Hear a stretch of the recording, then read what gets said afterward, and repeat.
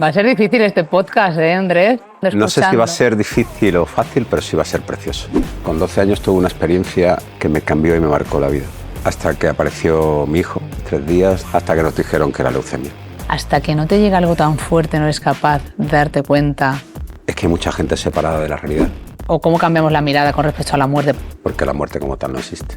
Yo a mi hijo le tengo mucho que agradecer. ¿Cómo fue ese año? ¿Se puede vivir así sin fe? Que en la planta de oncología se viven infinidad de crisis de fe. Cuando mi hijo cierra los ojitos, yo me podía haber tirado por un balcón o podía haber creado una fundación y hacer lo que hago. Además, yo voy a ayudar, voy a acompañar y voy a crear una fundación. Hola, soy Laura Baena, fundadora del Club de Malas Madres, y te doy la bienvenida a La Casita Podcast. Pero Malas Madres, para que este proyecto siga vivo, necesito vuestro apoyo. Así que os voy a pedir que os suscribáis aquí, a nuestro canal de YouTube, para que este podcast pueda seguir llegando muy lejos y podamos seguir abriendo estas conversaciones tan importantes. Únete y ahora sí que sí, vamos a por el episodio de la semana. Bienvenidas, Malas Madres, al podcast de este vuestro club. Y hoy es un programa especial que inevitablemente yo creo que nos vamos a emocionar todas y todos porque tenemos a un protagonista, a una persona que para mí es muy importante. Y es que dicen que hay personas que tras vivir el mayor de los dolores son capaces de convertirlo en luz. Y cuando conoces a Andrés Olivares entiendes lo que eso significa. Andrés perdió a su hijo Luis cuando solo tenía 9 años. Un niño que poco antes de marcharse le dijo algo a Andrés, a su padre, que cambiaría su vida por completo. Papá, ¿por qué no ayudas a otros niños enfermos como yo? Desde entonces Andrés se convirtió en eso, en un acompañante de vida, en alguien que decidió transformar el dolor en acción, la tristeza en amor y la ausencia en propósito. Así nació la Fundación Andrés Olivares, un hogar para cientos de familias con niños y niñas que luchan contra enfermedades graves. Un lugar donde se acompaña, se cuida y, sobre todo, se devuelve la alegría de vivir. Hoy hablamos con un hombre que se define como piloto de emociones, un hombre que habla del alma, del cuerpo, de la importancia de acompañar con amor. Y vamos a darle la bienvenida después de la cabecera. Bienvenida al podcast del Club de Malas Madres, capitaneado por Laura Baena, la mala madre jefa, una mala madre más con mucho sueño, poco tiempo libre y ganas de cambiar el mundo. Va a ser difícil este podcast, Andrés? Bienvenido. Pues mira, no sé si va a ser difícil o fácil, pero la presentación ya me ha hecho un nudo en la garganta. Te sigues emocionando escuchando. No sé si va a ser difícil o fácil, pero sí va a ser precioso. Pues sí. Tenía muchas ganas de tener este espacio, este tiempo contigo, de charla, y que lo hemos tenido a ratitos, sí, en otros lugares pues, de nuestra vida privada, pero que me parece tan importante compartir con todas las malas madres. Gracias por venir. No, gracias a ti, te lo agradezco, Laura, no sabes cuánto. Es verdad que hemos tenido muchas conversaciones en privado y nos apetecía mucho a los dos tener este encuentro y poder trasladar a toda tu, que no es poca, pues una manera de entender la vida que me enseñó mi hijo durante un añito precioso en una planta de oncología pediátrica hasta que decidió marcharse al cielo y dejarme un propósito de vida del que me había olvidado y me había separado y no lo encontraba. ¿Cómo llegas a ese año? ¿Cómo fue tú? Es decir, ¿por qué pues mira, eres capaz ahora de decir un año precioso? ¿Por qué dices esto de que no encontrabas el propósito? ¿Cómo era tu vida antes y cómo lo cambia la enfermedad de tu hijo? Lo del año de vida precioso lo he dicho desde el minuto 1, Laura. Mira, yo con 12 años tuve una experiencia en un cementerio que me cambió y me marcó la vida. No sé si nos van a entender muchas de las personas que nos van a ver, pero me regalaron experiencias de las que algunas personas llaman paranormales, otras espirituales. Bueno, me da exactamente igual. Yo recibí en ese cementerio un mensaje desde el cielo, llámalo Dios, universo, vida, como tú quieras, que me dijo: tu misión de vida es ser siervo, es servir a los demás. Y desde los 12 mi vida cambió por completo. No sé cómo me convertí en el centro de toda la familia. De alguna forma, bueno, los momentos un poco más complicados a nivel familiar, yo siempre estaba ahí en medio. Con 12, 13, 14, 15 decía, bueno, ¿esto qué es? Con 16 empecé a hablar del amor en charlas en petit comité, desde un lugar que yo tampoco entendía. Fui catequista, iba los fines de semana al Cotolengo a estar con ancianos. No, yo me iba al Cotolengo y era súper feliz. Como te decía, era catequista y después me quise ir de misionero. Pero mi abuelo, que ha sido una parte muy importante en mi vida, me sacó esa idea de la cabeza. Y me metí en el mundo empresarial, Laura, y la cagué. Me puse las orejeras del sistema, me metí en él, me dejé engañar por el propio sistema y me creí que siendo empresario, siendo presidente de la Asociación de Comerciantes del Centro Histórico, creando empresas y ganando dinero y creciendo en el tener, iba a ser el tío más feliz del mundo. Hasta que apareció mi hijo y con 7 llegó a casa con 39 de fiebre. Un día, 2 días, 3 días, Dalsia, Piretal, la fiebre no le bajaba hasta que le apareció una manchita en el pecho y le hicieron una analítica y de esa analítica tenemos que analizar las células en sangre, nos quedamos ingresados, qué es lo que no es, parece que es una mononucleosis, después parece que es, hasta que nos dijeron que era leucemia. Yo creí que me iba a morir aquel día, me temblaba absolutamente todo lo que a una persona le puede temblar. Lloré, me enfadé, grité, me fui a casa con un taxi, llamé a mi padre, no tengo fuerzas para bajarme del taxi. Pero no sé qué pasó en mí, que a los muy pocos días él me miraba con una sonrisa, me miraba de manera especial, ¿sabes? Y yo creo que a través de su mirada entró en mí y hizo un clic. Y dije, coño, este tío me está regalando algo que no me han regalado en la vida, que es una manera de vivir. Se puede vivir sonriéndole a la vida y se puede vivir sonriéndole a la muerte. Porque cuando entras en una planta estás con tu hijo, pero es que al día siguiente el de la habitación de al lado, Jesús, que fue el primero, se murió. Y cuando yo vi a Jesús con 14 añitos en la tabla fría del tanatorio del Hospital Materno Infantil, dije, coño, a lo mejor mi hijo está aquí mañana. Pero de aquí hasta que eso ocurra, yo tengo que sonreír. Porque si él sonríe, yo tengo que sonreír. Y encontré mi propósito de vida gracias a él. Vamos a hablar de, bueno, imposible no emocionarse ya. Escuchándote, qué bonito, Andrés. Pero antes de ir a ese año y a cómo lo vives y cómo te das cuenta de eso que te está regalando tu hijo, ¿cómo era ese niño que llega a esos 12 años a encontrar esa mirada de ayudar y aunque luego te separaste y te desconectaste? Sí, mira, era un demonio. Perdón, era un tío súper travieso. Divertido, gamberro, todo el día haciendo bromas, con una vitalidad tremenda, haciendo muchísimo deporte, perdón, estudiando nada. Era un bicho. Yo era un bicho hasta los 12, era un demonio. Pero ¿y con 12 qué pasa para que de repente te decir? Pues lo que pasó aquello? es lo que te he dicho, Laura. Estaba en el cementerio, bueno, en el entierro de una tía mía, la mujer de un hermano de mi madre. Y cuando estaba bueno, en ese espacio donde las personas van dándote el pésame, mi tío me cogió y me puso justo a su lado. Y yo en aquel momento pregunté, bueno, yo tengo 12 años, soy el último mono de la familia, ¿yo qué hago aquí en primera fila con todas estas personas dándome el pésame? Y en ese momento me dijeron, yo lo recibí telepáticamente o de alguna forma, a partir de hoy queremos que seas siervo de Dios. Tú has venido a este mundo a servir. Y ahí algo cambió en mi interior, que me dediqué a ayudar a los demás desde los 12 años.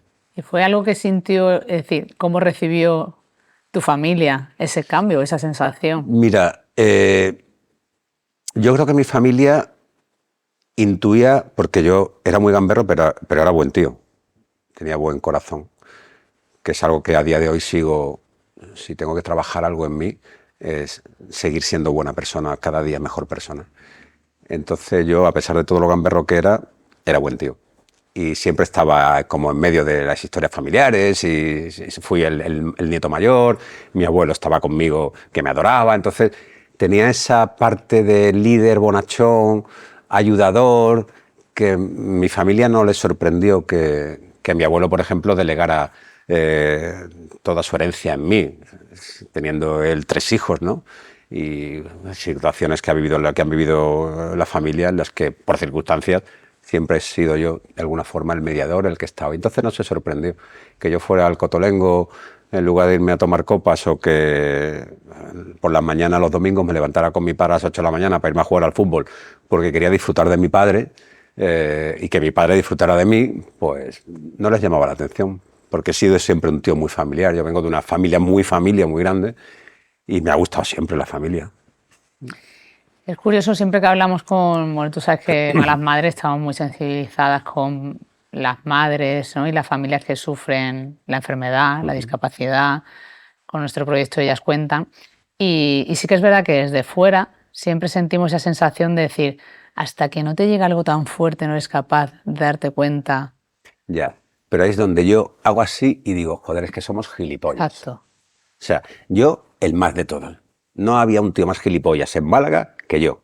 Porque para que se te muera un hijo y darte cuenta de qué va este palo de vida, tío, o sea, tienes que ser idiota. No, lo siguiente. Bueno, pues entonces estamos, hay Ya, muchísimos. Pero mira, estamos todos muy separados de lo que es la vida, sí, de verdad. Y lo digo de verdad, y hay gente que me lo critica con todo el cariño y respeto del mundo.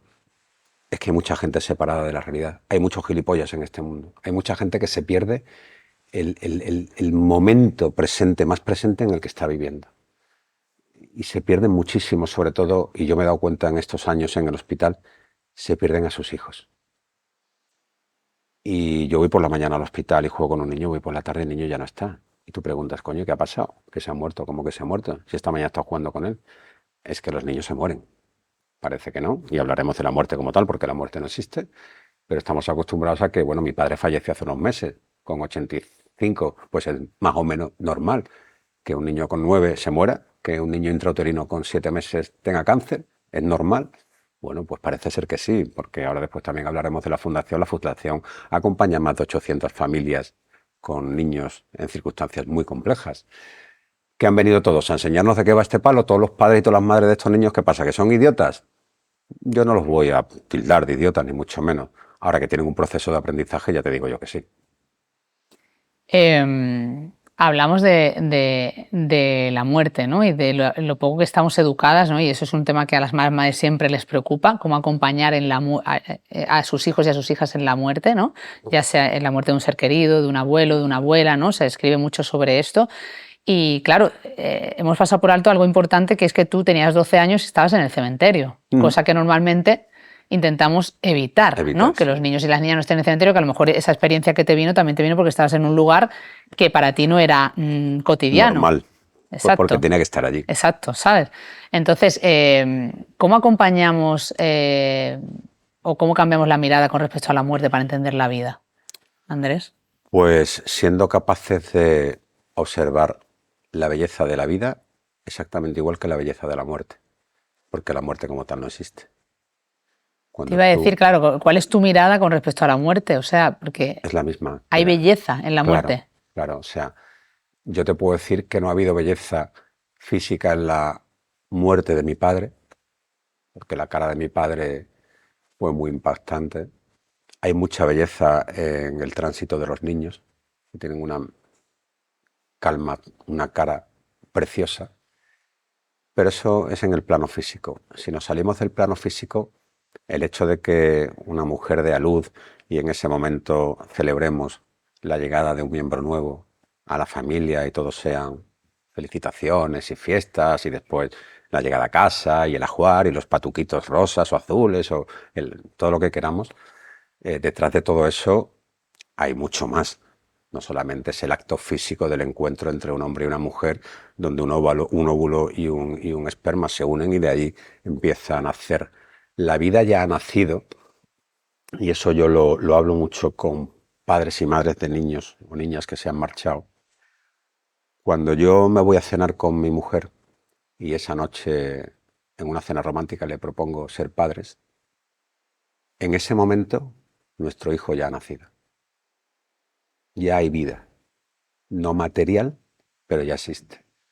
Porque podríamos entrar en que nuestros hijos nos eligen como madres y como padres desde el cielo. Y desde mi punto de vista es así. Entonces, tuve un caso de una familia que tardaron mucho en quedarse embarazados por circunstancias de edad, y a las 27 horas de nacer el niño falleció. Y la madre y el padre me decían: Andrés, yo acompaño mucho desde el agradecimiento, Laura.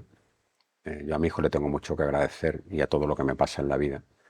Y les planteé eso, darle las gracias a vuestro hijo, porque aquella noche que hablasteis de ser padres ya nació. Cuando estuvisteis en la cama haciendo el amor desde un amor precioso y ese óvulo y ese esperma se encontraron, ya había nacido. Cuando durante esos 9 meses ibais al ginecólogo y os hacían las ecografías y veíais si era niño o niña y las manitas y tal, ya había nacido. Y cuando nació ya había nacido. Imaginaros el regalo tan grande que os ha hecho vuestro hijo, que un matrimonio que no podía concebir, habéis podido concebir al final, y os ha regalado todos esos momentos que habéis vivido como padres, que era la mayor ilusión de vuestra vida, ser padres. Os ha regalado la paternidad. ¿Se ha ido a las 27 horas? Sí. ¿Te puedo decir que es una putada? Claro que sí. ¿Te puedo decir que es lo peor que le puede pasar a un padre? También te lo compro. ¿Te puedo decir que lo vas a echar de menos toda tu vida y que vas a tener un dolor en el corazón para siempre? También. Pero también te puedo decir, dale las gracias a tu hijo, porque te regaló la oportunidad de vivir eso que tenéis tantas ganas de vivir, que tenéis tanta ilusión por experimentar como pareja. Si lo miramos desde ahí, joder, hay mucha belleza ahí, ¿eh? ¿Cómo fue ese año en el que tú... ¿Fue al poco tiempo cuando te diste cuenta del aprendizaje que ibas a tener? ¿Cómo fue el año de...? Al muy poco, Laura, al muy poco, al muy poco. Al poquísimo, o sea, yo lloré mucho y me cabré mucho y me enfadé mucho los primeros días, pero después yo soy muy bufón, entonces me convertí en el bufón del hospital. Iba de habitación en habitación, de cachondeo, de risa, de esto, lo otro. O sea, parecía que mi hijo no estaba viviendo lo que estaba viviendo. Pero lo vivía desde un lugar, que no me preguntes cómo llegué a él, porque no lo sé, que me llevó él, sin lugar a dudas, y que de buenas a primeras me decía: papi, ven. Oye, que esta noche ha venido Jesús a verme y ha venido con la Virgen. Y me ha dicho que lo estamos haciendo fenomenal, que esto va a salir estupendamente bien. Joder, y a mí me daba un chute del 15. Decía: coño, pues si lo estamos haciendo de puta madre, esto va a salir bien. Claro, después entendí que me lo decía de otro lugar. Papi, ven, esta noche he soñado. Estaba en una pirámide, empezaba a subir así en diagonal. Y en el primer descansillo me dieron una llave. Y empecé a subir y cuando llegué arriba del todo había un baúl. Tío, y con esa llave abrí el baúl y salió una luz inmensa. Todo es un niño de 8 años, ¿eh? Y además a mí en privado, no lo compartía con nadie. Papá, vente, papá, ¿qué te me ha pasado esto? Vamos a ver. Claro, cuando tú empiezas a meterte en ese mundo y empieza él a despertar tu espiritualidad, empiezas a vivir desde otro lugar. Entonces yo era un tío feliz. Mi hijo se marchó estando yo en el Niño Jesús abajo fumando un cigarro y llegué al tercer suspiro. Yo estaba claro que mi hijo no se moría. Se murió su físico, él siguió y sigue, ¿vale? Y cuando me has hecho la presentación se ha sentado aquí a mi lado, ya te lo digo. Ahora ya se ha ido, pero está aquí conmigo y contigo. Y las cámaras no lo han podido ver, pero ha estado, que lo sepáis. Entonces, cuando lo ves desde ahí, dices: tío, o sea, ¿yo qué derecho tengo a estar aquí amargado por los pasillos del hospital llorando a moco tendido? Si este tiene unas experiencias que son... Está aquí todo el día flipando. O sea, esto es alucinante. Si este se ríe, yo me río con él. O sea, aquí vamos los dos de la mano. ¿Se puede vivir así sin fe? Defíneme la fe. Defíneme tú, que creo que lo tienes más claro que yo. La Es decir, fe... ¿tú llegaste con qué fe llegabas tú a esa experiencia? Hombre, yo he estudiado en un colegio jesuita, he sido catequista, he estado mucho en muchas convivencias. Es verdad que cuando él se marchó investigué todas las religiones habidas y por haber y me quedo con una cosa, con una frase. Y Dios dijo. Todas las religiones de este mundo comienzan diciendo: y Dios dijo. El resto, que cada uno lo encaje como quiera. Pero y Dios dijo. ¿Y qué dijo Dios? Pues que cada uno busque qué le ha dicho Dios, porque a cada uno de nosotros Dios nos ha dicho una cosa diferente, ¿vale? Claro, pero tú piensas en todas las malas madres que te están escuchando, familias, mujeres, Sí. que no tienen esa fe, ni tienen esa fe religiosa, sino que...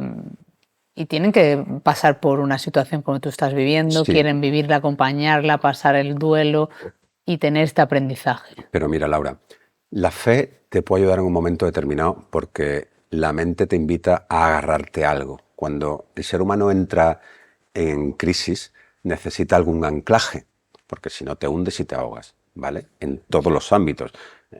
La marcha de un niño, cuando te despiden de tu trabajo, cuando una relación se rompe, tú te tienes que agarrar a algo, porque necesitas que algo o alguien te sostenga.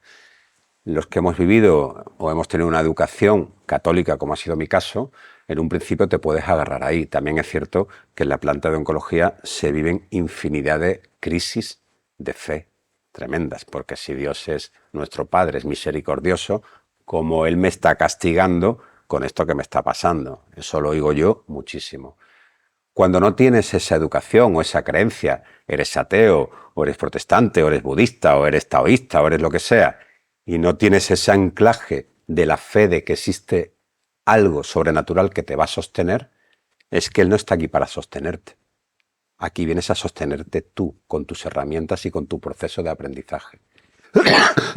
Perdón. Y eso que te está pasando con tu hijo, con tu hija, es lo que la vida te pone por delante, que tú necesitas para aprender tu siguiente lección. Aquí somos todos parvulitos. Y venimos lección primero de GB, bueno, en mi época, segundo de GB, tercero de GB, hasta tercero de Book y después la selectividad, la carrera, lo que sea. Y tú tienes que ir paso a paso subiendo esos escalones. A unos nos dan más fuerte. Bueno, ¿por qué? Porque primero porque yo era más gilipollas que nadie, como ya he dicho, en la parte material, pero también porque yo quizás haya reencarnado más veces que otras almas y mi alma esté preparada ya para vivir esta experiencia. Pues también, lo compro y te lo firmo.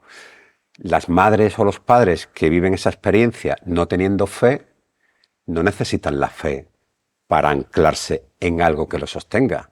La fe es algo que está ahí, como otras muchas herramientas que el ser humano tiene para sostenerse, pero que no te vas a encontrar el sostén en el exterior. El sostén es tuyo.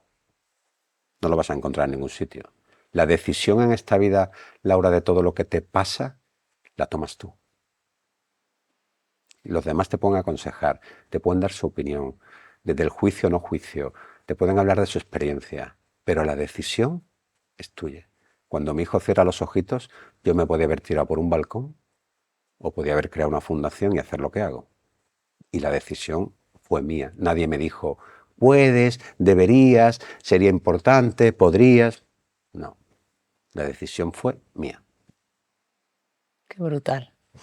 ¿Cómo fue ese momento? Vamos a ese momento en el que tú conviertes ese aprendizaje de vida que te ha convertido en otra persona, en otro Andrés, a decir, oye, es que además del aprendizaje, además de que el dolor haya pasado a un propósito personal de darme cuenta de lo que es la vida, además yo voy a ayudar, voy a acompañar y voy a crear una fundación.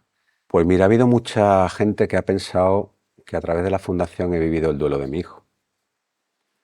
Porque yo, curiosamente, lloré en el momento en que él se marchó en mis bracitos, pero después siempre he sonreído.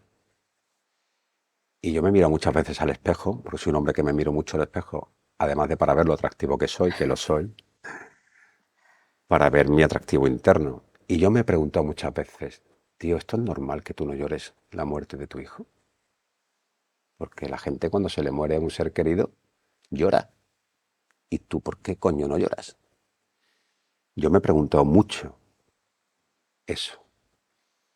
No tengo una respuesta. Como creo que no tenemos una respuesta en ningún momento en el que decimos ahora voy a llorar o no voy a llorar, aunque uno piense estoy llorando por. No, en todo caso diríamos estoy llorando para.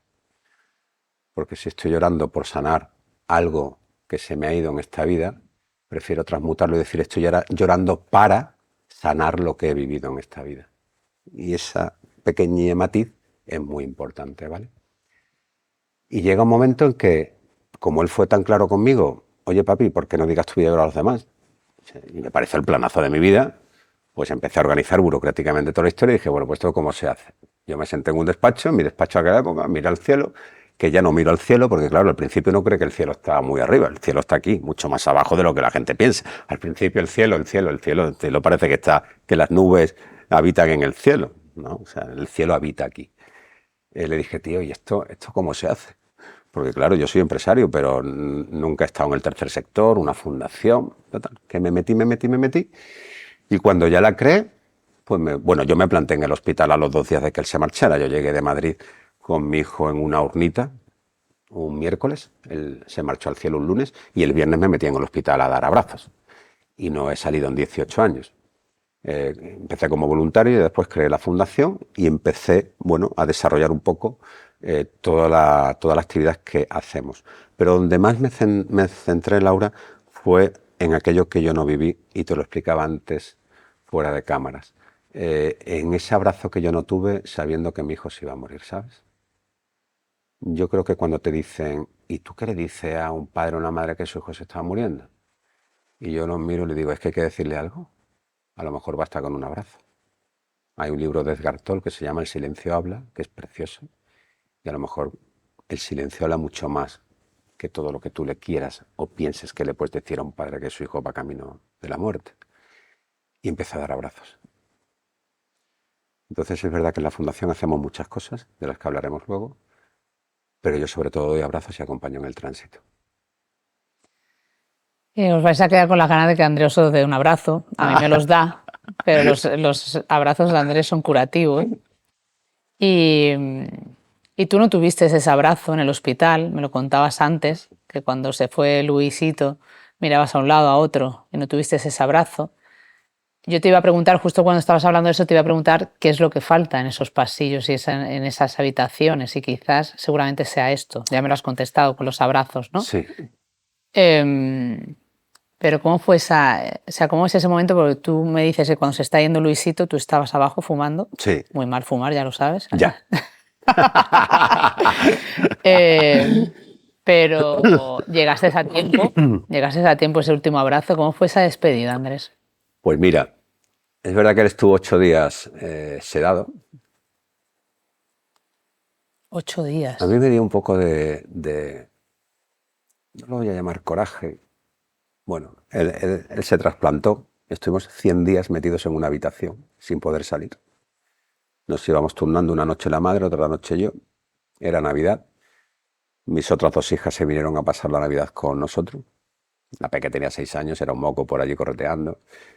Celebramos la Navidad como pudimos y el día 5 de enero nos permitieron salir del hospital para recibir los Reyes Magos. Al día siguiente fuimos al hospital a revisión y estando en el hospital de día, mientras que yo jugaba en el patio con mi hija pequeña y mi otra hija, pues Luis empezó a no coordinar muy bien y los médicos decidieron dejarlo ingresado. Yo me fui a casa con la peque y con la mayor y a las 5 de la mañana sonó el teléfono y la madre de Luis me pidió que me fuera para el hospital. Cuando yo llegué al hospital, Luis ya no me conoció, ¿sabes?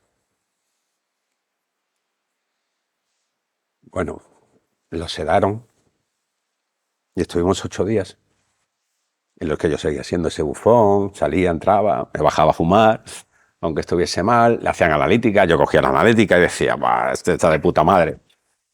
Le pedí permiso al hospital para ponerle homeopatía y yo le metía homeopatía en vena y después vino una bruja amiga mía y ya me dijo que el alma de Luis salía y entraba y yo vivía en mi mundo y fumándome ese cigarro me llamaron por teléfono, Andrés, corre, y subí corriendo a la habitación.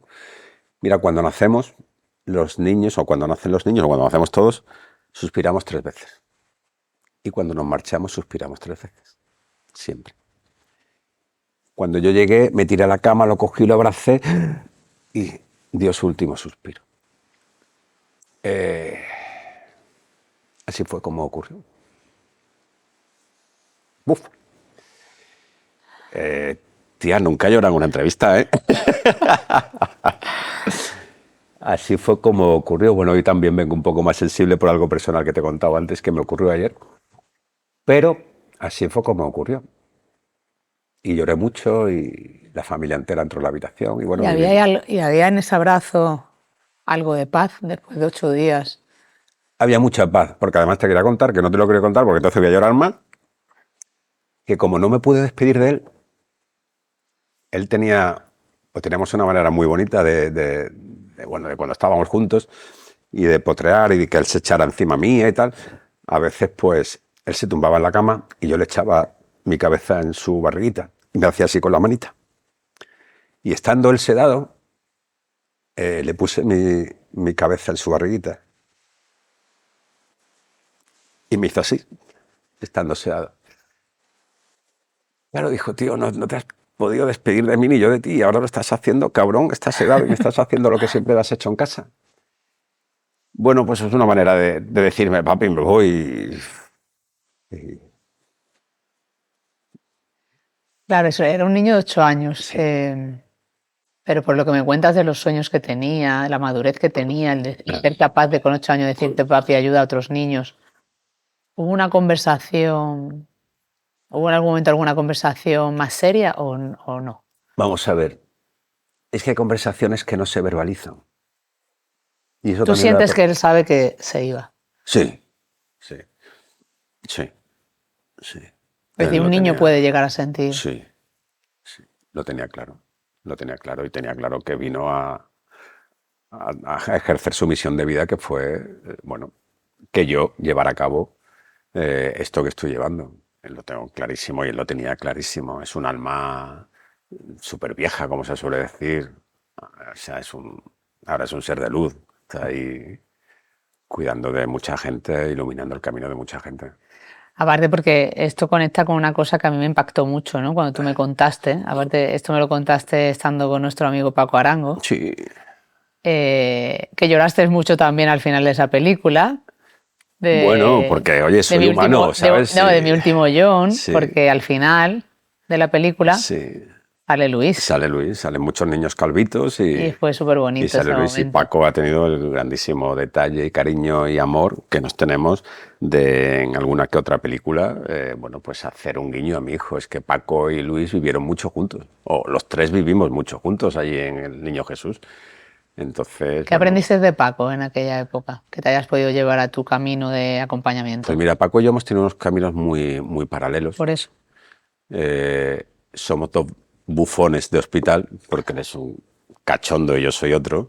Somos dos tíos súper divertidos en una planta de oncomatología, que allí parece que es que todo es pena, tristeza, llanto, tal, y bueno, somos dos loquitos de la vida.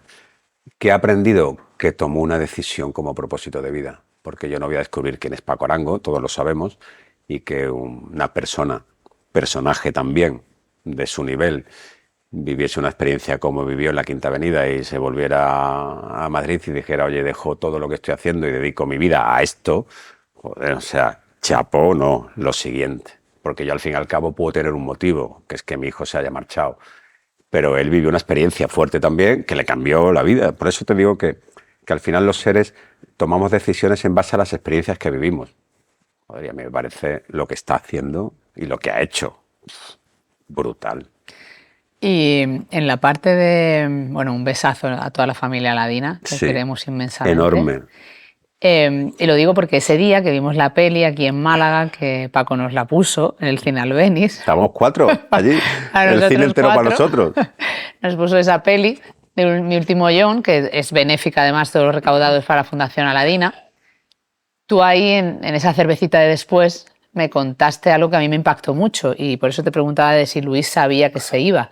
Porque tú me lo dices, una de las cosas más importantes en el acompañamiento a las familias para acompañar en la muerte de sus hijos y sus hijas es dejar ir. Sí. ¿Qué quieres decir con esto? ¿Qué significa dejar ir a esos niños que tú muchas veces dices pues mira, que no se mueren ni se van porque sus padres o su madre o su referencia no les deja ir? Hay una frase preciosa que dice que amar también es dejar marchar, ¿verdad? Lo que pasa es que el ser humano, el ego del ser humano, la parte, y sobre todo la tenéis mucho más las madres que los padres, de sentir que vuestro hijo es vuestro, es de vuestra posesión o de vuestra propiedad, es algo que con todo el respeto y cariño del mundo creo que los padres y las madres se tienen que trabajar mucho, porque nuestros hijos no son propiedad de nadie. Nuestros hijos han llegado a través de nosotros porque nos han utilizado como vehículo para venir a este plano, tierra, a experimentar lo que tengan que experimentar. Yo puedo llegar a entender que una mamá que ha tenido a su bebé 9 meses dentro de ella, que nace de ella, que existe un cordón umbilical, o sea, es decir, existe una conexión brutal. Eso no lo puede saber un padre, no lo podrá saber en la vida. Pero de ahí a pensar y sobre todo a sentir que este niño o niña es mío, hay mucha diferencia. Entonces, cuando un niño o una niña se está marchando, aparece mucho el ego de la madre, sobre todo, de agarrarlo y decir, ¿cómo me vas a quitar algo que es mío? Es como si te roban el móvil, uy, o te roban algo. ¿Tú qué me vas a robar? O sea, te sientes que te están hurtando algo que es tuyo. Perdona, es que no es tuyo. Es que ha venido aquí, agradece lo que hablábamos antes, pero se tiene que marchar. Tú no lo puedes agarrar. ¿Qué pasa en una habitación, Laura? Que yo que acompaño mucho en el tránsito, y normalmente desde el cielo me ponen en esa habitación el día que el niño o la niña se va a marchar, los niños ya están sedados, como pasa como en los adultos en la mayoría de los casos. En oncología a las personas en los últimos momentos existe una sedación para aliviar el dolor y el sufrimiento físico, que los padres están a los pies de la cama agarrándole precisamente los pies, que es la parte más tierra del ser humano, y con toda la cabecera llena de estampitas de distintos santos habidos y por haber, y pidiendo por Dios, no te lo lleves, que no te vayas, que quédate, que te voy a echar de menos, que no puedo vivir sin ti, que... Y para el niño que está hablando conmigo telepáticamente y que yo estoy en el cabecero y me está diciendo, Andrés, me tengo que marchar. Es que mi cuerpo físico no puede más, es que mi misión ha terminado. Explícaselo, díselo, diles por supuesto que estoy bien, porque la pregunta del millón es, ¿mi hijo está bien? ¿Dónde está mi hijo y si mi hijo o mi hija está bien? Por favor, que no me agarren más. Que es que yo ahora mismo estoy en un intento de salir de mi parte física y no me lo están permitiendo. No me dejan, porque su propio sufrimiento están anclándome aquí en la tierra. De hecho, yo siempre he dicho que en esos otros planos no se siente, no hay dolor, no hay pena, no hay tristeza, pero yo creo o presiento, y no lo sé por qué, pero presiento que incluso en ese tránsito de salida del cuerpo físico, del alma, a ese otro nivel de conciencia, todavía queda un pequeño lastre del dolor de los padres. Llega un momento, Laura, que nos cambiamos, y entonces los padres se van al cabecero de la cama y yo me voy a los pies. Y le pongo las manos en las rodillas, porque en las rodillas es donde se anclan los miedos. Y los padres, ya en el cabecero cada uno en un lado, ya manifiestan no el quédate, sino la pena y la tristeza de que realmente están aceptando de que ese niño o esa niña se está yendo. Y yo siempre termino estas diciendo, no sabes la belleza que hay ahí. La gente puede ver el drama, el sufrimiento, el dolor, la ira, la rabia, la pena. Me encantaría que vieran la belleza de ese momento en el que Te rindes. yo tengo el privilegio, y solamente me ha ocurrido una vez, Laura, y la gente podrá decir que es producto de mi imaginación y les diré, oye, perfecto, o sea, no estoy aquí para sentar cátedra, podéis pensar de mí lo que queráis, que además me importa una mierda, porque es mi vida y es mi verdad, y estoy aquí para transmitir lo que viví con mi hijo, por si alguien de los que nos estáis viendo os puede ayudar. Pero he tenido el privilegio, el regalo de ver solamente una vez cómo algo blanquecino, lucecita, lo que se llama alma, salía de la parte del pecho de un niño y se marchaba. La ciencia dice que pesa 14 o 21 gramos. Yo he tenido la posibilidad de experimentar un desdoblamiento de mi cuerpo y transitar ese túnel y acompañar a niños y dejarlos en ese lugar llamado cielo en brazos de familiares y volverme. Es mi experiencia, que es verdad, que es mentira, que es producto de mi imaginación, que me he fumado 4 porros, pues mira, no lo sé, pero es mi experiencia. Y si esta experiencia le puede ayudar a alguien, porque si he venido aquí a ayudar a los demás, yo creo que a través del testimonio también se puede ayudar a mucha gente. Y a ti no te lo tengo que contar, que tú tienes un canal brutal y a través de tu ejemplo de vida y de tu testimonio estás ayudando a miles de mujeres en este mundo. ¿Por qué? Porque hablábamos antes fuera de cámara, a lo mejor nos han elegido para que nos pongan un micro delante y seamos capaces de decir las cosas que la gente no se atreve a decir y podamos transmutar muchas veces ese pensamiento ególatra que tiene la sociedad, que está imbuida en este sistema y solamente se cree lo que ve en un medio de comunicación o lo que le ha contado el vecino. No hay otra verdad, hay tu verdad. Y esa es la que nunca te atreves a encontrar, porque a veces tu verdad duele mucho. Porque ahí encuentras tu culpa, ahí encuentras tus heridas, ahí encuentras tus miedos, ahí encuentras tu miseria. A mí la misericordia, como la define Santo Tomás de Aquino, me fascina, que es abrazar las miserias del prójimo, del corazón del prójimo. Y quizás tú y yo estemos aquí para abrazar las miserias del corazón del prójimo, porque hemos sido capaces de alguna forma o de otra, Laura, de abrazar las nuestras. Cuando uno es capaz de abrazar... Pues estamos en el camino de... Bueno, y seguimos, ¿eh? Yo estoy en el camino de... Estamos aquí, vamos. Creo que miré... Si ya hubieses terminado o yo hubiese terminado, te aseguro que no estaríamos aquí, ya está, habríamos... Pero si estamos aquí, es porque todavía tenemos aquí una de mierda para un tren, ¿sabes? Total, aquí estamos. Y es verdad, porque cuando empiezas a mirarte adentro y a trabajar el camino y a autoconocerte, no llegas a ningún lugar idílico. No. Estás en el camino, ¿sabes? Y es como... Y te das cuenta de que queda mucho, pero... esas familias, en ese momento de belleza que tú dices y de paz en el que ese niño, esa niña ya se ha marchado, tienen que sentir mucho agradecimiento, ¿no? Después de ese momento y esa experiencia que viven contigo, a tu lado. Pues mira, yo recibo muchas muestras de agradecimiento. Tampoco estoy aquí para que me agradezcan nada. Sabes cómo soy. O sea, que hay gente que ha llegado a decir que estoy buscando el ser famoso a través de la muerte de mi hijo. O sea, yo era un tío normal, tenía mi empresa, yo no tenía ninguna necesidad de ser un tío conocido ni de dar... O sea, no, yo vivía mi mundo y ya está. O sea, que no estoy aquí desde luego para hacerme famoso. Desde luego me hacen falta muchos photocalls para poder llegar a todo lo que hacemos, que ahora después hablaremos. ¿Por qué? Porque presido una fundación con 14 personas en el equipo, con 800 familias, como te decía, con un presupuesto cercano a los 600.000 euros, y eso hay que sacarlo de algún sitio. No se enriquece uno, No, desde ni luego, una, sentado en tu casa, liderando una fundación, una Vale, asociación. no. Es una lucha constante. Sí, entonces, si yo soy famoso y salgo en muchos photocalls y salgo en muchas redes sociales y tal, no es porque a mí me apetezca enseñarme, ¿vale? O sea, me gusta mucho la privacidad e incluso a veces sin ser nadie, a veces mi hija me ha dicho, papá, no salgo más contigo porque es imposible ir a almorzar contigo a cualquier sitio. Pues sí, esa parte me incomoda porque no quiero seguir siendo Andrés, un tío normal, ¿vale? Pero sí es verdad que de alguna forma o de otra, ya no solo la figura de Andrés, sino la propia fundación, son herramientas que después son muy agradecidas por parte de las familias, porque les damos mucho, les damos todo. Se lo entregamos todo desde el corazón inmenso, que es el que todos formamos en la fundación. No puedes quitar el dolor de un padre porque no existen varitas mágicas y además tampoco pretendemos porque ese proceso lo tienen que vivir. O sea, tu hijo se ha marchado y tú tienes que vivir tu duelo. Yo te voy a acompañar, pero no te puedo hacer chu, y ya está, ya se ha ido. No, esto no funciona así.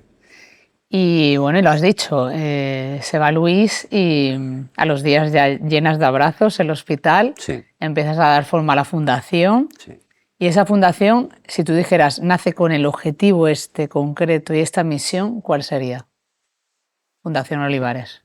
Pues mira, Fundación Olivares, aunque su origen sea acompañar a niños y niñas enfermos de cáncer y después a niños y niñas con patologías crónicas complejas, la esencia de Fundación Olivares es la que yo creo que, en resumen, mi hijo me trasladó, que es el amor incondicional, que es transmitirle a esta sociedad a través de niños y niñas enfermos de cáncer, que en muchos casos terminan falleciendo, que sin amor no somos nada, pero sin amor incondicional, porque esa palabrita que está ahí siempre escondida es la que marca la diferencia, porque todos decimos te quiero, a nuestros hijos, a nuestras parejas. Bueno, el verbo te quiero ya sabemos de dónde nace, y si yo quiero es que nace de mi ego, nace de una necesidad o de... Decirle a una persona te amo es bastante más complejo. Yo oigo muy poco decirle padres a hijos o maridos a mujeres o viceversa, te amo, pero además te amo incondicionalmente. Eso es la gran asignatura del ser humano. Yo estoy en ella ahora mismo, ¿eh? Qué bonito eso de verdad, ¿eh? De no nos paramos a pensar en el te quiero, a ti quiero, para Sí, mí. sí. Es Curioso, ¿eh? El te quiero es una gran putada que nos han hecho las películas de Disney, entre otras. ¿Qué es lo que más orgulloso te hace sentir de todo este camino de Fundación Olivares en estos años? Algo que tú digas, oye, yo aquí me di cuenta que realmente lo que hacíamos transformaba y iba Pues acercándose mira, a ese objetivo. me siento orgulloso de muchas cosas, pero me siento orgulloso en este mismo momento de haber sido capaz de llorar contigo cuando hemos hablado de mi hijo Luis. Todavía me siento orgulloso de ser capaz de sentir su ausencia y su presencia. ¿Se supera en algún momento el duelo? No, Porque es una cosa, ¿no?, que yo me planteo mucho con las... no. Mira, el otro día me lo decía Sandra. Sandra es una chica maravillosa, una mujer maravillosa, que tiene una enfermedad rara y que ella es de Málaga también y acompaña a muchos niños y niñas con cáncer y va mucho al hospital y es voluntaria. Sé quién es, la conozco. La conoces a Sandra. Y Sandra me hablaba, hablando de ellas cuentan, poniendo la mirada en su madre, ¿no? De cuando tienes un niño, una niña con una enfermedad o ella misma que tiene una enfermedad rara y que la ha acompañado toda la vida, de cómo la tristeza no se llega a ir nunca. No, mira, la palabra duelo viene, bueno, dolo, el dolor. Y yo le preguntaría a la gente qué es el dolor. O sea, ¿cómo puedes definir el dolor? Porque cuando hablamos de que a veces el corazón duele, coño, o sea, yo me di un porrazo, y esto me ha dolido. Pero el corazón, ¿cómo te puede llegar a doler? ¿Cómo puedes llegar a sentir el dolor físico de tu corazón? Yo creo que el impacto emocional es tan sumamente fuerte que llegas a sentir que el corazón te duele. Esa herida no desaparece en la vida. Jamás. En mi caso, me dicen, tío, tú cada vez que entras en la planta de oncología, esa herida se te tiene que abrir. Porque recuerdas la misma cama, el mismo pijamita, el mismo sillón, los mismos médicos. Entonces, los mecanismos de esta capulla, por no decir otra cosa, son esos. Te vuelvo a llevar al sufrimiento. Tú te metes aquí y te enseño a tu hijo Luis en el formato de este niño, de esta niña, ¿vale? Eso es gestión emocional. Eso es mucho trabajo que todos podemos hacer y que yo llevo años haciendo. Y todavía estoy tarado, imagínate. Pero esa herida está ahí siempre. Y el que te puede acompañar en esa herida eres tú. Nadie más. Porque nadie puede llegar a saber, sentir, experimentar, opinar, juzgar lo que yo viví cuando mi hijo se murió en mis brazos. Nadie. Eso solamente lo he vivido yo. Estamos muy obsesionados con curar la herida. Y a lo mejor no hay que curarla, hay que vivir con ella, acompañarla. No. Es que estamos obsesionados primero en no reconocer la herida. ¿Vale? Esto no es mío, yo me lo quito y la culpa es tuya. Yo no tengo culpa. Mi vida es perfecta, soy un grandísimo justificador en todo lo que me ha ocurrido a lo largo de mi vida y es por lo que te decía antes, porque meterte en ti, Laura, duele mucho. Si yo me meto en mi herida, encuentro el dolor de mi hijo y encuentro el dolor de mi infancia y encuentro el dolor de mis relaciones y yo no quiero sufrir, yo no quiero más dolores. Yo quiero salir a la calle, tomarme 3 copas, jugar al pádel, pasármelo de puta madre, ganar pasta y al día siguiente meterme otra vez en ese rollo. ¿Qué me voy a meter en lo que yo tengo aquí? Ni de coña. No, perdona, es que tu proceso evolutivo es precisamente meterte aquí. Que es lo que te va a hacer crecer como persona, llegar a entender por qué en momentos determinados has tenido una respuesta con alguien de una manera concreta y vas a ser capaz de ponerle un puntito a esa cicatriz y mañana otro puntito y al final esa cicatriz no desaparece, pero por lo menos no sangra más, ¿sabes? Ay, si todas las personas atendiéramos nuestras heridas, Andrés. Bueno. Sería otro mundo este, ¿no? Pero más claro, amable. Más amable por lo menos. Fuera de cámara lo hablábamos, Laura. Estas son decisiones de uno mismo. Por eso te digo que a ti una psicóloga, un psicólogo, un psiquiatra, un médico, un amigo, un vecino, te puede... Pero al final la decisión es tú contigo.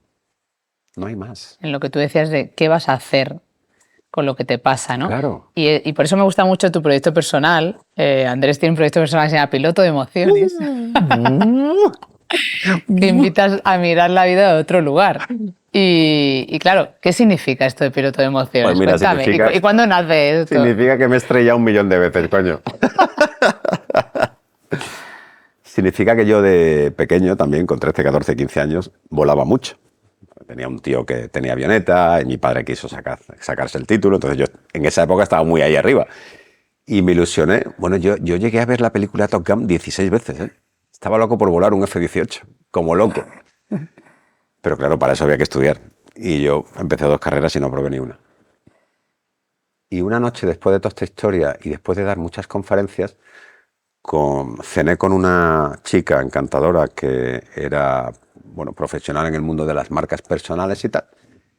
Le conté un poco la historia de mi vida, etcétera, y me dijo, tío, tú tienes una marca personal brutal, porque si tú das conferencias y te gusta volar y estás todo el día metido en el mundo de las emociones, piloto de emociones vestido de comandante, joder, ahí lo tienes. Y se lo compré porque me pareció brutal. Y entonces, bueno, pues doy muchas conferencias vestido de comandante donde transmito lo que estamos hablando tú y yo en este momento. Lo hago monetizándolo porque la fundación necesita recursos.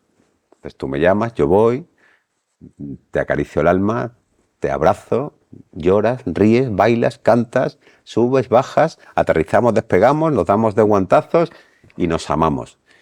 Y después le haces una donación a la fundación para que podamos hacer lo que hacemos. Y no más, es así de sencillo, es muy bonito. ¿Qué te dice la gente cuando te escucha? Porque claro, tú llegas a una empresa a dar una charla de piloto de emociones. Sí. Además llega, ¿no? Pues de imagen puede parecer un tío normal. Que no lo soy. Que no lo es. Y aquí la que habla tampoco. Ya. Y el equipo que hay detrás tampoco. Por eso nos hemos juntado. No, pero llegas vestido de piloto y de repente dices, oye, pues un tío empresario con una edad que seguramente tal, tienes una imagen atractiva y te colocan en otro lugar que parece que, además, hombre. Sí. Ojo, hombre. Sí. Con este recorrido que os falta tanto a muchos de las emociones. Sí. ¿Qué aprende? ¿Qué aprende la gente aparte de ese impacto primero que le lleva a tu historia y a todo lo que Pues tú le mira, dices? hablando de hombre, aprenden, si aprenden algo, que no sé yo lo que aprenderán, que un hombre puede ser muy femenino y que puede tener su parte femenina muy desarrollada. Porque aquí no nos podemos olvidar que tú eres mujer, pero eres dual, tienes tu parte masculina y femenina, y yo soy hombre, pero tengo mi dualidad, y tengo mi parte masculina y mi parte femenina. Y yo mi parte femenina la tengo muy desarrollada, por lo que sea, ¿vale? Entonces, a la gente le choca mucho que un tío vestido de comandante, como te has dicho, hombre, etcétera, etcétera, tenga ese punto de cursi, o de femenino, o de... Y este tío... Emocional, que mira, claro, la parte emocional... Que lo ideal, ¿sabes qué es? Es decir, lo ideal, aquí la feminista, Sí. es que llegue un día que no veamos en la parte emocional nada femenino. Claro. Porque nos compete a todos pero y a tú, todas. ¿por qué tienes este canal? Precisamente para transmitirle a la sociedad mensajes como el que acabas de decir. Y yo tengo el mío para transmitirle mensajes que salen de lo convencional y de lo que... Sí, pero es curioso que te sigues encontrando con ese impacto de la gente. Todos los días. Fuerte. Todos los días. Pero bueno, si yo en una conferencia cambio a rompo a 2, pues bueno, pues 2 menos que están tarados, ¿sabes?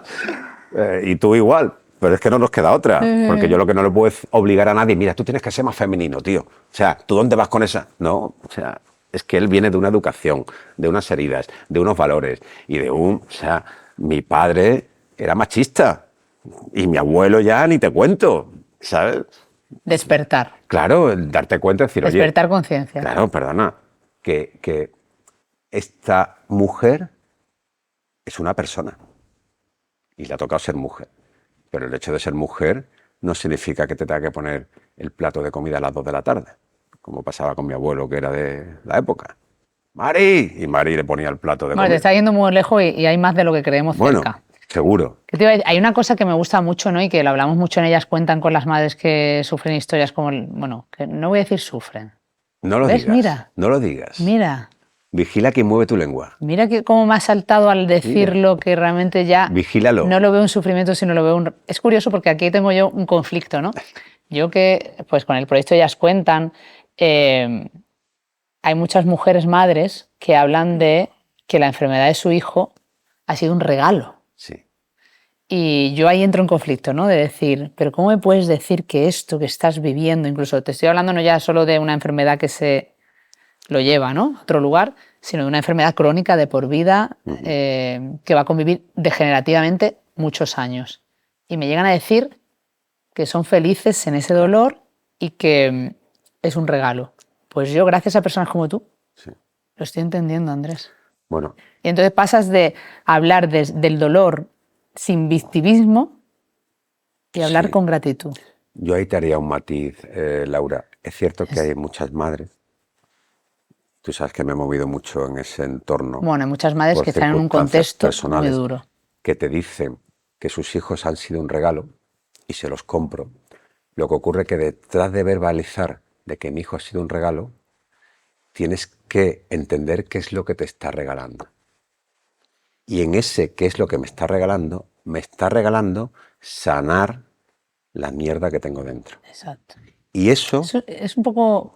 muchas madres no lo hacen. Yo veo en mi hijo un regalo, me ha transformado la vida, me ha ayudado a ver la vida de otra manera, porque realmente lo que hacen estos niños es hacerte ver la vida de otra manera, ¿vale? Yo ya relativizo la vida, yo ya no me enfado porque el Madrid haya perdido, ¿vale? Pero eso no es para lo que ha venido tu hijo aquí, ¿eh? Tu hijo ha venido para que tú crezcas y te mires aquí adentro. Y muchas madres y padres justifican que son felices, que agradecen la discapacidad o el cáncer de sus hijos porque ven la vida desde otro lugar. Sí, sí, claro, todos lo vemos, porque claro, después de ver No tiene morir más a tu remedio. hijo, el resto te importa una mierda, evidentemente. Pero lo que tienen que llegar esas madres es a realmente conectar con lo que ha venido su hijo a enseñarle. Y para eso Que no hay que es hacer- relativizar todo lo que pasa en su vida, Para eso porque hay que no hacer hace un falta, viajazo. porque tú ya deberías de ser lo suficientemente maduro o madura para darte cuenta que tú no te puedes cabrear del 15 para porque tú- responsabilizarte. claro, Para no hacer responsable de todo esto a tu hijo o tu hija. exactamente, sino para meterte en ti y decir, No, y vamos luego hay a un ver. punto también que también entró en conflicto porque, claro, hay una parte también de no es lo mismo, esto es una cosa así, y tú lo sabes porque lo has dicho. Tú vivías bien, estabas en una familia que no te faltaban los recursos. Ojo, cuidado cuando esto te llega, no una enfermedad como la de Luis, sino una discapacidad, te llega en una situación, en un contexto social difícil. Evidentemente. Sin recursos, sin dinero para terapias, y ahí es normal, es que se instale no un victimismo, sino una supervivencia Yo lo entiendo, y un dolor y un sufrimiento que también hay que aceptar y hay que... evidentemente, Laura, pero todo eso te lleva, como todo lo que pasa en esta vida, a un proceso de crecimiento personal. Y tú puedes no tener suficiente economía para las terapias de tu hijo y buscarás ayuda pública y buscarás organizaciones como nosotros, que nosotros hacemos mucha Por eso desde aquí prestación. hacemos la cuña de más recursos y más ayuda Por ejemplo. y más implicación y compromiso político y social. Nosotros ayudamos mucho económicamente a las familias. Bueno, tanto es así que ha habido niños que los padres no tenían dinero para enterrarlos y hemos pagado nosotros el entierro, imagínate. Qué bonito. ¿Vale? Pero detrás de todo eso, insistiré hasta la saciedad. Estás tú contigo. Tu hijo simplemente ha venido a mostrarte tus carencias. Y tú no puedes esconder tus carencias diciendo que gracias a mi hijo yo he aprendido mucho y relativizo todo mucho en la vida. Ni una mierda. Eso es de primero de parvulito. Estamos llegando al final. ¡Ay, no me lo creo! ¡No! A que se ha pasado súper ¡No! rápido. No puede ser. Ahora que estamos a gusto. Pero ha sido tan bonito. Joder, no me digas que ya ha terminado esto. Has contado tantas cosas. Espera, que me quedan unas cuantas más. Hemos empezado contigo de niño. Sí. Y yo quería preguntarte, pues, ¿cómo ha sido la Conmigo de mayor. ¿Cómo ha sido la despedida reciente de tu padre? Porque además es un referente en Málaga. Y, Pues mira. Y me gustaría saber también qué te ha enseñado esa despedida, ¿no? Joder, eso es un tema muy personal, Laura. Mira, aunque Aquí esto sabes que puedes hablar hasta donde quieras. No, yo no tengo pelos Puedes en la decir, lengua. puedes decir pasa palabra. Y esto lo he hablado mucho con mi madre. Mi padre, como todos los padres del mundo, es un gran tipo, que ha sido un gran empresario en Málaga, tú lo sabes, pero que su vida ha sido su empresa. Yo he echado mucho de menos a mi padre. Yo he gritado mucho desde el silencio, papi, estoy aquí. Lo comentábamos antes también fuera de cámara. Ese niño abandonado, y por favor entiéndanme que mi padre nunca me abandonó, hablo desde el punto de vista emocional, porque su vida eran los negocios Entonces, pues no cayó, no pensó o no le enseñaron en su proceso educativo que a mí como hijo me hubiese gustado que me hubiese acompañado al parque, que me hubiese llevado a celebrar un cumpleaños, que hubiese venido a verme jugar un partido de fútbol, etcétera, etcétera. Los últimos 7 meses que he vivido con él, que ha estado en casa, malito, no tan malito como para marcharse, pero malito, se han intercambiado los papeles. Me he convertido yo en su padre, le he hecho el avioncito y le he dado de comer, lo he duchado, lo he bañado, lo he aseado, lo he abrazado. Él me ha dicho en muchas ocasiones, te quiero. Han sido muy bonitos. Yo creo que no se pueden compensar 56 años de vida con un año que he estado con él, que no es equilibrable. Pero le agradezco mucho que me haya permitido vivir estos 7 meses a su lado a diario hasta que se puso ya muy malito y que me permitiese acompañarlo en el tránsito. Me costó mucho porque no se quería ir. Mi padre es muy materia y se tenía que marchar y estuve como 1 hora conectando alma a alma y hasta que veíamos toda oscuridad, hasta que apareció una luz y le dije, papi, tenemos que llegar allí, nos tenemos que ir, vámonos, y llegamos a esa luz y ya transitamos el túnel y allí apareció su madre y apareció mi hijo, lo recibieron los dos y fue muy bonito. Lo que pasa que fue muy impactante porque la cara de papá fue muy dura, muy dura, muy dura.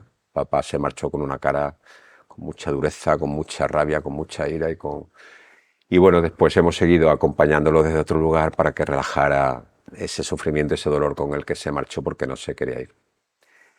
Pero bueno, ha sido el proceso de papá me abandonó entre comillas y tu hijo se convierte en papá y no te abandona. Qué bonito, Andrés. Sí. Y sobre todo qué bonito también para mí, me acabo de acordar que eres el primer hombre que se sienta en esta casita podcast. ¡Ole! ¿Y el primer hombre femenino, además. Y te parecerá fácil, pero no lo es. No. Entonces, para mí, un hombre cuidador como tú y que tiene esa mirada feminista al cuidado es súper importante, porque se habla mucho del cuidar a los mayores. ¿Y quién cuida normalmente a los mayores? Las mujeres. Sí. Y que tú hayas hecho esto... Pues ahora estoy cuidando a mi mamá. Duermo por las noches con ella en casa, almuerzo casi todos los días con ella. Sí. Qué bonito. No, porque al final quiero decir que cuando somos las personas que tenemos una misión y que tenemos un propósito en la vida, muchas veces entramos en conflicto con nuestra propia misión y nuestro propósito, ¿no? Y esto me refiero, por ejemplo, para mí mi misión es la conciliación y que ninguna mujer tenga que renunciar cuando llega la maternidad. Y para mí no tiene sentido luchar por eso si yo no tuviera conciliación, ¿no? Yeah. O si yo no tuviera una pareja corresponsable, o si yo... Y he vivido momentos en los que me he sentido incluso incoherente con mi propia misión. Yeah. ¿Y qué he hecho? Solucionarlo y redirigirlo. Pero no es fácil. Y aún así hay muchos obstáculos. Sí. Pero hay como una responsabilidad de revisar para que no nos desconectemos de nuestra misión. Por eso te decía yo que yo me miro mucho al espejo. Por eso. Es que tenemos que estar cuestionándonos todo el rato. Porque aquí donde estamos tú y yo, y te hablo por mí, que parece que somos personas que ya hemos vivido mucho y tenemos un micrófono delante y nos creemos, en cierta manera, ni tú ni yo es así, pero que tenemos la potestad de... Sí. Esto es un continuo aprendizaje. Y ahora cuando me has llamado cuidador, se me ha hecho un nudo en la garganta, porque también te comentaba antes que ayer viví un tema personal que me ha llevado a un duelo y por el que tengo mucha pena y me está costando, porque no he sabido ser cuidador. ¿Ves? Porque no he cuidado. Es que nos pasa. Entonces, en este mundo hay una mujer maravillosa a la que amo con locura y tú lo sabes porque has vivido con nosotros alguna que otra experiencia y sabes lo que yo puedo amar a esta mujer. Y que ayer esta mujer se marchara de mi vida, en parte por no haber sabido cuidar, siendo cuidador, es cuando te miras al espejo y dices, tío, no va lo que te queda por aprender, macho. Qué bonito. Pero es que ese es el primer paso. Sí. Mirarnos y reconocerlo. Sí. Pues con esta emoción, vamos a las preguntas rápidas. ¡Venga! Una palabra que te defina hoy, Andrés. Que me define a mí hoy. Una. Persona. Un recuerdo con Luis que siempre te acompaña. No tengo recuerdos porque no vivo en el pasado. Un momento en el que hayas sentido paz. Muchos. Ahora. Un valor que heredaste de tu padre. Un valor que heredé de mi padre.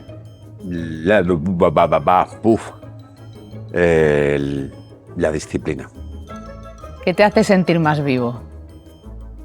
mi manera de ser. Qué bonito. Pues ya va, para cerrar Malas Madres, si este momento tenéis que entrar en YouTube y así lo veis, le voy a pedir a Andrés, como a todos nuestros invitados e invitadas, que me enseñe ese regalito que me ha traído por aquí. Un regalito. Que te he traído un regalito. Le he pedido que esto le ha costado, ¿eh? Le ha costado porque le he dicho, te tienes que venir con una foto de cuando eras niño. Andresito vestido de zorro por una espada. Anda. Es que me encanta. Con todo mi cariño y con todo mi amor. Me encanta. Él, A Malas Madres bueno, y a Laura. me dijiste primero que vas a tirar del comodín de mamá. Sí. De mamá me tiene que ayudar a buscar una Sí, foto. de hecho fue en su casa, un álbum de fotos. Mamá, dame el álbum de fotos de cuando yo era pequeño. De estas fotos, ahora la vais a ver de cerca, pero es estas fotos con esta textura vintage, ¿no? Las fotos vintage y está Andrés disfrazado de zorro y tienes una sonrisa pícara y aquí se ve mucho de lo que has hablado. Sí. Se ve el niño disfrutón, el niño Era muy divertido. pícaro. Ahí estoy, que no sale. Ahí ¿Cuántos estoy. años tendrías aquí? Bueno, tenemos lo bueno de que Sí. ¿no está puesto o sí? No sé lo que está puesto porque esas cosas las pone mi madre.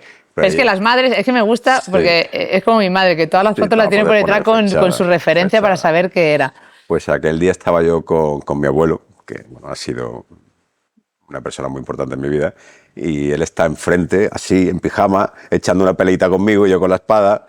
Mi abuelo y yo hemos sido siempre uña y carne, y bueno, pues me pareció bonita, divertida, regalaros esa foto de mi Aparte, me gusta infancia. mucho porque mira, aquí estás disfrazado de zorro y ahora te disfrazas de piloto. piloto, sí. Con lo cual tiene Sí, mucho que decir sí. esta foto. Cógela y dime para cerrar, ¿qué le dirías al niño que fuiste? Si lo miras. Pues tío, te voy a decir que eres un tío cojonudo, que te trabajas como un auténtico cabrón cada día por ser mejor persona, por transformar este mundo. Y te voy a decir que estoy muy orgulloso de ti y lo que estás haciendo a cada segundo de tu vida. Que te quiero mogollón, capullo. ¡Qué bonito! Pues con este A momentazo... este lo quiero mogollón. Y a este también, a los dos. Bueno, y a esta que está aquí también la quiero mucho. Ahora lo vamos a poner aquí en nuestro mueblecito, pero os pediría, Malas Madres, que antes de iros os suscribáis a este canal de YouTube para que podamos seguir trabajando este proyecto independiente y podamos seguir abriendo estas conversaciones tan importantes que ayudan seguro a muchas personas que están al otro lado, y que sigáis, por favor, el trabajo que hace Fundación Olivares, que si podéis ayudar de cualquier manera, os lo vamos a agradecer infinito, nosotros dos y tantísimas familias que acompaña a Andrés, como él dice, con alma. Gracias, Andrés. A ti siempre, Laura, ha sido un placer. Vamos a poner esa foto Claro que sí. que tiene ya que... Donde tú digas. Aquí. Donde tú digas. ¿Dónde la ponemos? ¿En qué rinconcito? En el que tú creas. No, el que tú decidas. Mira, vamos Tú a hacer mandas. aquí un huequito. Hacemos un huequecito. Hacemos un huequito aquí Venga. a Andrés. Y la ponemos aquí. Y un abrazo, por favor. Oh, Gracias. muchas gracias. Qué bonito. Gracias. ¿Cómo está No gusto? olvidaros de abrazaros. Hemos estado súper a gusto en esta cámara. No olvidaros de abrazaros, que es lo más bonito del mundo. Abrazos de los que Sí, por favor. se quedan un ratito. ¿Eh?